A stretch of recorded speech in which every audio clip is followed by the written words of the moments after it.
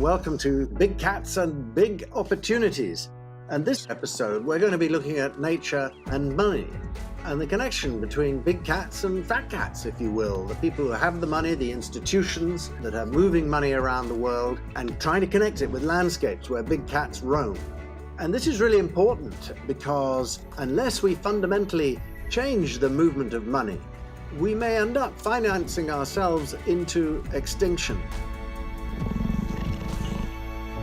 My name's Andrew Mitchell. I started out hugging orangutans and trees as a zoologist, and I sort of now hug asset managers and bankers. I founded Global Canopy in Oxford, which is a think tank on these issues, and I'm now vice chair of the task force on nature-related financial disclosure. We've got three great speakers to talk about these issues today of nature and money. We've got Dr. Laurie Marker, who's founder and director of the Cheetah Conservation Fund in Namibia, and a leading specialist in cheetah conservation worldwide.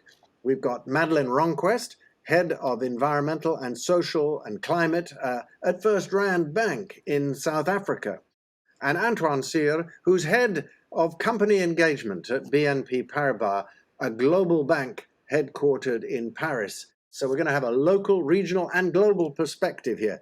So Antoine, if I can come to you first. You're based in Paris at the top of a major global bank. Can biodiversity ever get on the balance sheet of such a large institution as yours? Yes, the answer is yes. We have decided, for example, to be able to assess all our corporate clients by 2025 with biodiversity criteria. This including the five pressures identified by IPBES in 2019. We have adopted particular policies regarding deforestation and ocean, because we believe that the forest and the ocean are ecosystems which are relatively easy to understand, and for this reason maybe easier to protect. We are making biodiversity an important part of our sustainability linked loans. So yes, we are trying our best to build value around biodiversity. Well, indeed, the French banks really have been out in front on biodiversity, and even President Macron himself has taken quite a leadership role here. But what do we do to bring the global banking community together around these sorts of issues of making their footprint on nature less nature negative and more nature positive? Well, we need coalitions. We need banks talking each other. For example, when you see how the Net Zero Banking Alliance was built in the beginning, it was coming from commitments that were mainly European banks, and now you have almost every American bank in the Net Zero Banking Alliance. Well, okay, let me turn to Madeleine now. Tell us a bit about your work in FirstRand and how you try, why are these issues really coming up the agenda in your bank? Thanks, Andrew. Yes, I think the one thing to start out with is that the reason why FirstRand is able to play a thought leadership in the management of natural capital is because we have the full support of our C-level suite. The other reason, I think, is because we live in Africa, which is known for its selection of biomes and ecosystems and wild animals and the national parks. And this is a big tourism attraction, and so a large generation of income for the countries in Africa. It's really important for us to work in this space. And although we've been looking at natural capital for a while now, in terms of ecosystems and biodiversity, oceans and water, life on land has stayed behind slightly, and this is an area where we should focus more. What has brought it up on the agenda, of course, is poaching of wild animals, poaching specifically of rhino, and there we've very successfully put together some funding mechanisms to help with conservation of rhinos. And I cannot see why we can't do the same for cheetahs and other big cats. So, Laurie, you've been working in Namibia for 32 years on cheetah conservation. Tell us about the challenges when you started and what's it like now? Well, when I started in Namibia, farmers were killing cheetahs and other predators kind of like flies, like 8 to 900 a year. Today, the world population of cheetahs is less than 7,500 individuals. They are found in about 23 countries, but out of that, most of the populations are under like 100 individuals.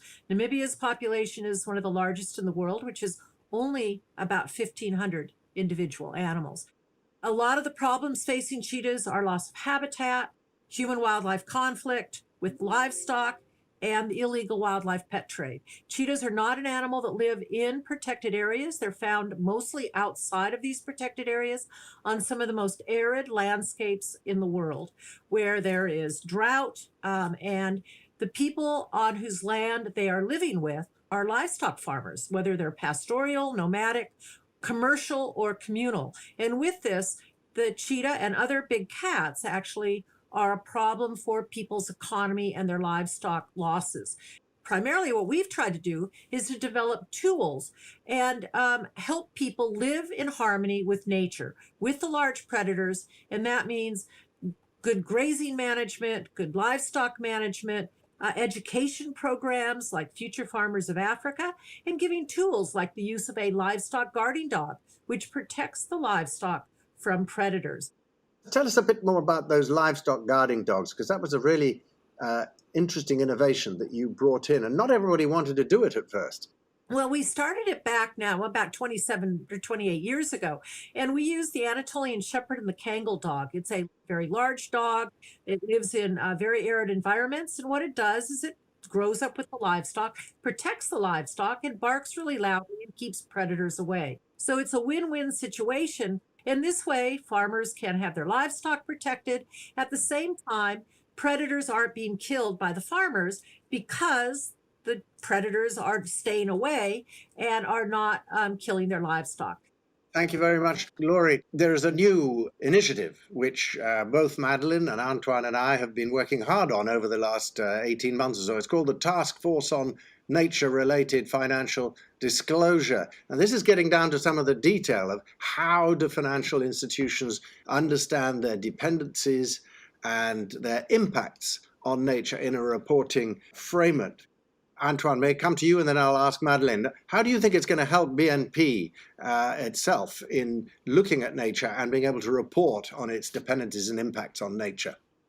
First of all, it will help us in the dialogue of our clients, because when it's very much about asking to our clients reportings, to asking our clients to report with some practices, to encourage them to do some to seize some opportunities, and having the TNFD frameworks will help us to make them understand that what we are asking is really serious, and that because it is shared already by a relatively large number of financial institutions, it is something they can build in. What is impossible with sustainability is when one is asking something, another one is asking something else. The criteria of one are different. You know, it makes our clients crazy.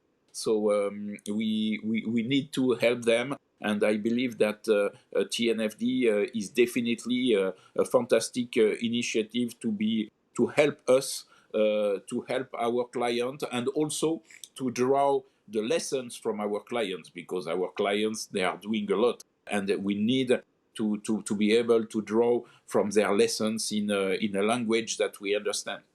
Okay, so Madeleine, if I may turn to you a little bit about TNFD. You also, FirstRand, have been a member of this task force. And are you looking at, for instance, differentiating loans so that if the person does the right thing, they get cheaper money? If they do the wrong thing, it might cost them a little more. Absolutely. And I always think that a framework creates focus and concentrated focus on so you have to disclose on what you're actually doing, and that is one of the drivers. So it takes banks beyond just thinking about these things and actually applying the principles. So standards create concentrated focus, which is why the TNFD is such a good example. The forerunner, the Task Force on Climate-Related Financial Disclosures, has shown us that a focused concentration on climate change impacts has really impacted financial flows from the finance institutions towards a low-carbon economy in many countries. And it also drives the commitments that was made at COP. And we're now seeking the same type of influence for nature-related capital, which in many aspects, I think, is more urgent than climate change, because we've reached the boundaries of nature far sooner. In South Africa, the extinction rate, the threat status is at 22%, and these are things that cannot be created or recreated. I agree that conversations with our clients are very necessary, and I absolutely support conformity, because if only one bank is trying to make a difference in this space, it really kind of confuses clients, and they sometimes ask us why the next bank is not asking the same question. And this is something where we can only have great success if we scale up response to protecting natural capital. So yes, we do give incentives. We're also in the fortunate position as a developing economy that we receive funding from the World Bank and from other development finance institutions. And many of those are ring-fenced specifically for green finance and sustainable finance.